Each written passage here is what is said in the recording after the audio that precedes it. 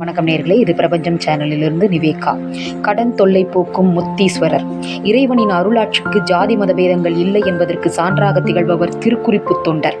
63 நாயன்மார்களுள் சலவை தொழிலாளியாக வாழ்ந்து தமது சிவத்தொண்டின் மூலம் இறையருள் பெற்றவர் இவர். சிவனடியார்களின் திருவுள்ள குறிப்பை புரிந்து கொண்டு அவர்களுக்கு தொண்டு செய்யும் வழக்கமுடையவராக இருந்ததால் இவர் திருக்குறிப்பு தொண்டர் என்று அழைக்கப்பட்டார். அன்னை பார்வதி தவமியற்றி அருள் பெற்ற தலமாக திகழும் காஞ்சிபுரம் மாநகரில் தோன்றிய இவர் இத்தலத்து சிவபெருமானை வழிபடுவதையும் சிவபெருமானின் அடியார்களுக்கு தொண்டு செய்வதையும் தனது கடமையாக கொண்டிருந்தார். இவர் செய்யும் தொழில் துணி துவைப்பது என்றாலும் அதிலும் அடியார் தொண்டை செய்வதில் புதிய முறையை கடைபிடித்து வந்தார். அதன்படி சிவனடியார்களை தேடிச் சென்று அவர்களுடைய ஆடைகளை துவைத்து அழுக்கை நீக்கி அதனை அன்றாட கடமையாக கொண்டிருந்தார். தினமும் ஒரு அடியாருக்காவது இந்த தொண்டை செய்வதில் அவர் தவறவில்லை. ஒரு நாள் ஒரு அடியார் கூட வராத நிலையில் இறைவனின் திருவிளையாடல் அன்று நிகழ்ந்தது. சிவபெருமான் ஒரு சிவனடியார் போல வேடம் பூண்டு உடல் முழுக்க திருநூறு பூசியபடி அழுக்கேறிய கந்தையை உடுத்தி கொண்டு வரியராக திருக்குறிப்பு தொண்டரிடம் வந்து சேர்ந்தார். அவருடைய உடல் முழுவதும் திருநீறு பளிச்சிட்டாலும் அவரது ஆடை கருமேகம் போல கருப்பேறி கந்தலாக காட்சி தந்தது. அவரை கண்ட திருக்குறிப்பு நாயனார் மகிழ்ச்சி அடைந்தார்.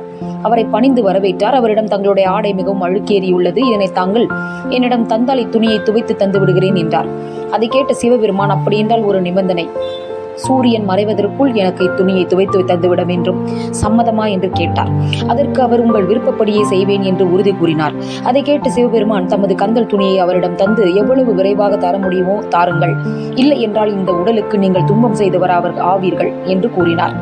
அந்த துணியை மகிழ்ச்சியுடன் பெற்று திருக்குறிப்பு தொண்டர் வேக வேகமாக துணி வெளுக்கும் நீர்த்துறைக்கு சென்றார். ஒவ்வொரு மண் கலந்து வெள்ளாவி வைத்து கந்தையை வெளுக்க ஆயத்தமானார். அப்போது இறைவனின் திருவிளையாடல் படியே வானில் மேகங்கள் அதிக அளவில் சூழ்ந்தன. அடைமழை பெய்ய தொடங்கியது. இதை கண்ட திருக்குறிப்பு தொண்டர் எப்படியும் மழை விட்டுவிடும் என்று காத்திருந்தார். ஆனால் மழை விட்டபாடில்லை. அந்தி சாயும் முன் அடியாரின் கந்தலாடையை தருவதாக உறுதி கூறியிருந்தோமே, இப்பொழுது என்ன செய்வது? ஒருவேளை ஓலை குடிசையிலேயே துவைத்து காய வைத்திருந்தால் கூட கடமை நிறைவேறியிருக்குமே, அதை செய்ய இயலாமல் போய்விட்டதே. இனி நான் என்ன செய்வேன்? ஒரு தூய அடையரின் உடல் குளிரால் வாடும்படி தமது இழைத்து விட்டேன் என்று பலவாறு எண்ணி மனம் வருந்தினார். அடியாருக்கு தீமை செய்ததான் அதற்கான தண்டனையை அனுபவித்தே தீர வேண்டும் என்று முடிவெடுத்தார். தொடர்ந்து கந்தைகளையும் அழுக்குகளையும் அடித்து துவைக்கும் கற்பாறையில் தனது தலையை முட்டி மோதி உயிர் துறக்க தீர்மானித்து அவ்வாறே செய்தார்.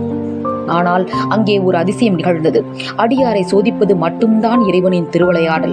ஆனால் அவர் துன்பத்தை தாங்கிக் கொள்வது அவர் வழக்கமல்ல.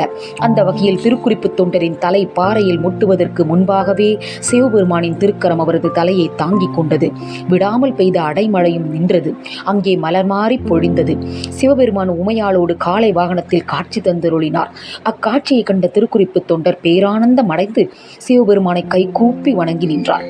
அப்பொழுது இறைவன், அன்பரே, உனது கடமையும் பெருமையும் உலகம் அறிவதற்காகவே இந்த திருவிளையாடலை செய்தோம். நீர் எமது உலகை அடைந்து எம்முடனே சேர்ந்து வாழ்வாயாக என்று கூறி மருந்தருளினார். அதன்படி திருக்குறிப்பு தொண்டரும் இறைவனின் திருவடிகளை அடைந்தார். இந்த திருவிளையாடல் மூலம் சிறப்பு பெற்ற ஆலயம் காஞ்சிபுரம் மாநகரில் உள்ள ஆடிசன்பேட்டை காந்தி சிலையில் அமைந்துள்ளது. 3 நிலை ராஜகோபுரத்துடன் காட்சி தேய்கிறது இந்த நாளம். இந்த கோவில் மூலவர் முத்தீஸ்வரர் எழிலான கோலத்தில் சொர்ணரேகையுடன் காட்சி தருகிறார். இக்கோலம் செல்வத்தை அள்ளித்தரும் அம்சம். இவரை வழிபாடு செய்தால் வாழ்க்கையில் செல்வ தெளிப்புக்கு குறையே இருக்காது. கடன் தொல்லை வறுமையால் வாடுவோர் அதிலிருந்து விடுபடுவார்கள் என்பது ஐதீகம். சுற்று பிரகாரத்தில் பரிவார மூர்த்திகள் அமைந்துள்ளன. ஆலய நுழைவாயில் திருக்குறிப்பு தொண்டரை இறைவன் தன் திருக்கரங்களால் தாங்கி பிடிக்கும் கோலம், ஆலயத்தின் எதிரே திருக்குறிப்பு தொண்டரின் சன்னதியும் அமைந்துள்ளன.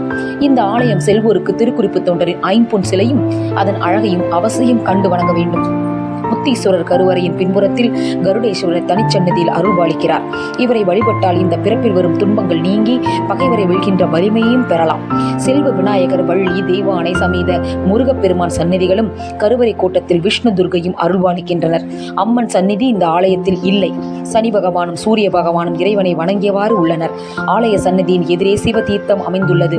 முக்தீஸ்வரர், முத்தீஸ்வரர், ஒட்டுக்கேட்ட முத்தீஸ்வரர் என்னும் பெயர்களில் வேறு தலங்களும் இப்பகுதியில் உள்ளன. என்றாலும் காந்தி சிலையில் அமைந்துள்ள முத்தீஸ்வரர் திருக்கோவிலே திருக்குறிப்பு தொண்டரின் தலமாகும். தரிசன நேரமாக காலை 6 மணி முதல் 11 மணி வரையிலும், மாலை 4:30 மணி முதல் இரவு 9 மணி வரையிலும் ஆலயம் திறந்திருக்கும். சென்று தரிசனம் செய்வோம் அந்த முத்தீஸ்வரரை. வணக்கம்.